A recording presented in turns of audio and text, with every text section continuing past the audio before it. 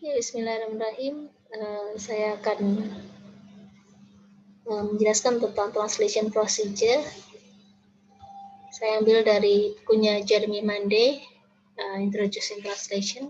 Translation procedures yang ditulis oleh Jeremy Monday diambil dari Vinay and Albert. Dan Vinay itu mengatakan ada dua strategi dalam translation. Yang pertama adalah direct translation dan yang kedua adalah oblique translation. Direct translation itu dibagi menjadi borrowing, calque, dan literal translation. Sedangkan oblique translation adalah transposition, modulation, equivalence, dan adaptation. Direct translation itu secara langsung ya, direct itu kan langsung. Jadi translation yang dilakukan secara langsung ada tiga itu.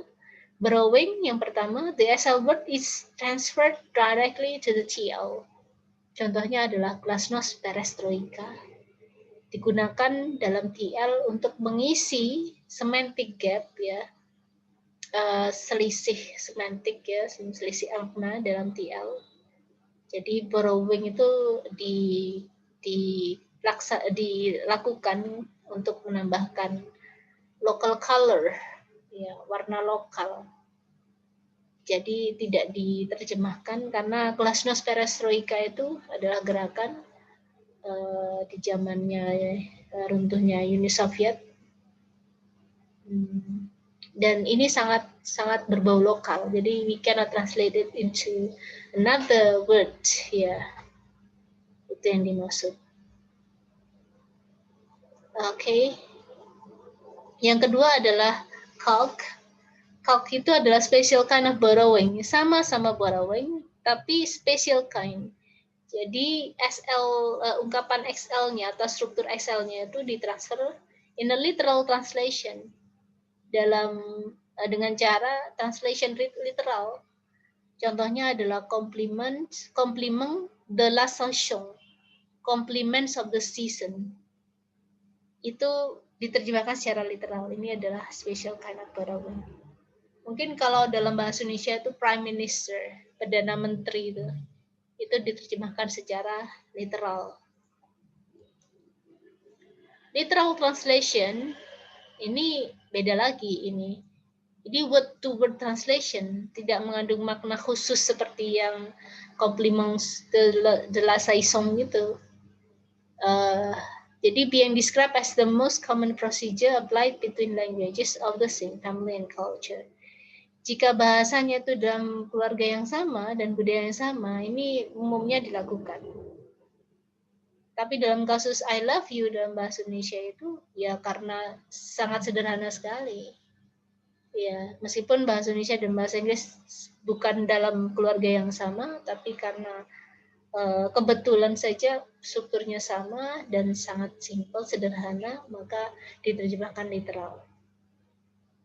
Contoh yang digagas, yang ditawarkan itu adalah I left my spectacles on the table downstairs. Diterjemahkan ke dalam bahasa Prancis, je laisse mes lunettes sur la table en bas. Saya tidak bisa mengucapkan bahasa Prancisnya, saya tidak tahu banyak tentang bahasa Prancis.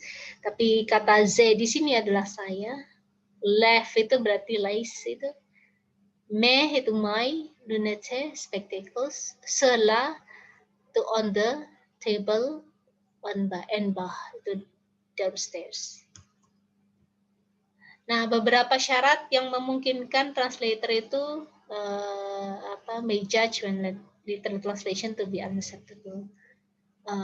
Menilai bahwa ketika literal translation tidak bisa diterima.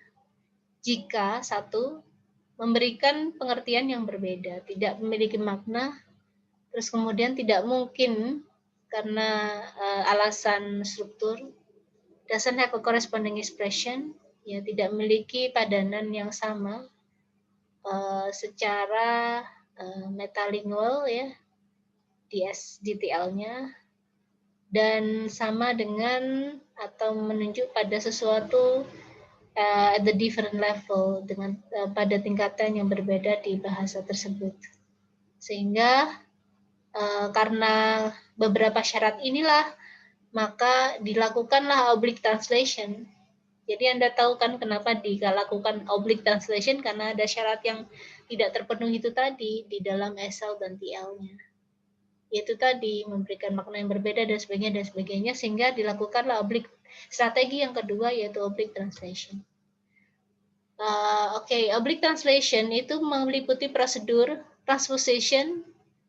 Ada pengubahan antara one part of speech for another without changing the sense. Ada pengubahan jenis kata, ya. Transposition can be obligatory, bisa wajib dan bisa optional.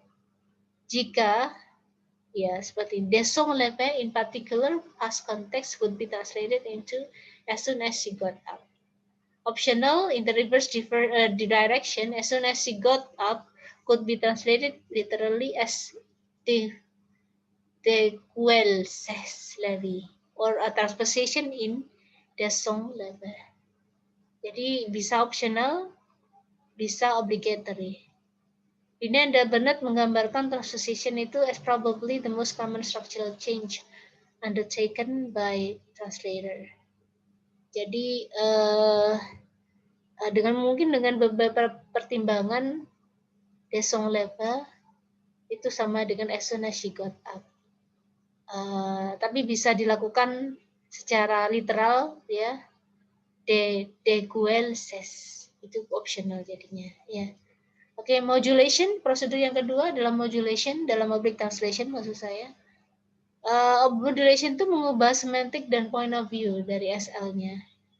Jadi mengubah point of view karena terkadang SL dan TL itu memiliki point of view yang berbeda.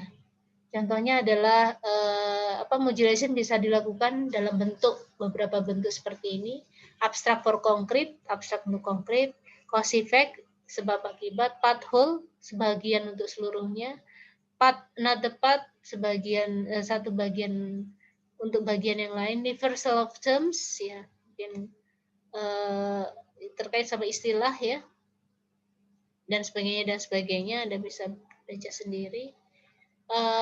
Contohnya adalah vous l'avez échappé belle, ya, you have escaped beautifully.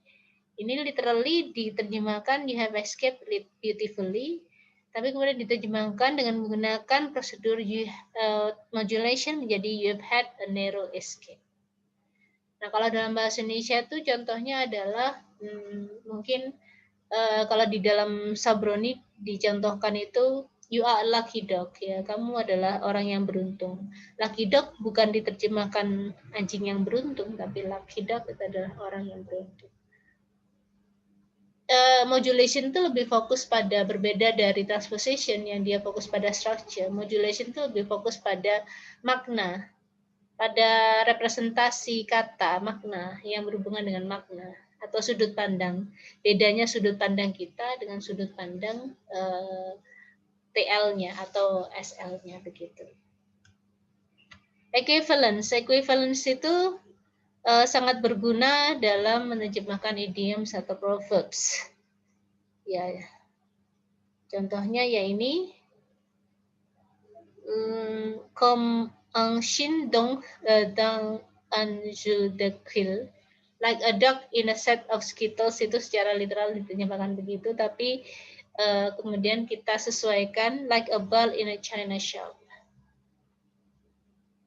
Jadi kalau terkait sama idiom dan proverbs lebih baik menggunakan equivalence. Throw one bird with kill two birds with one stone, ya. Misalnya sambil menyelam minum air. Nah, itu contoh dalam bahasa Indonesia dan bahasa Inggris mungkin. Adaptation, this involves changing the cultural reference when a situation in the source culture does not exist in the target culture. Ini lebih luas lagi kalau adaptation. Adaptation itu melibatkan mood yang lebih luas lagi. Jadi situasi, menggambarkan situasi. Mungkin dalam film atau drama itu biasanya disesuaikan, itu adaptasi. Biasanya cerita-cerita rakyat itu disesuaikan, itu merupakan adaptasi. Apa kemudian yang disebut dengan translation procedure? Saya ambil dari bukunya Sabroni.